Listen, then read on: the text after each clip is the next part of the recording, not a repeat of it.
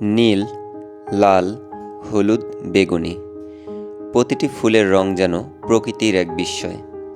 কিন্তু কখনো ভেবেছেন ফুলের রং এত বৈচিত্র্যময় কেন?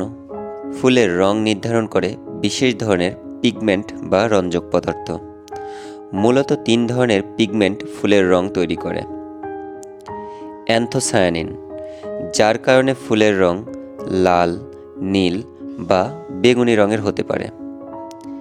ক্যারোটিনয়েড, যার প্রভাবে ফুলের রং হলুদ, কমলা বা লাল রঙের হয়ে থাকে। ফ্ল্যাভোনয়েড, যার কারণে ফুলের রং সাদা ও হালকা হলুদ রঙের হয়ে থাকে। ফুলের রং শুধু সৌন্দর্যের জন্য নয়, এটি মৌমাছি, প্রজাপতি এবং অন্যান্য পরাগায়নকারীদের আকৃষ্ট করতেও সাহায্য করে।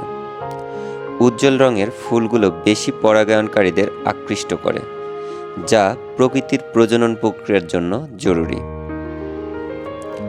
একই প্রজাতির ফুল ভিন্ন মাটিতে ভিন্ন রঙের হতে পারে।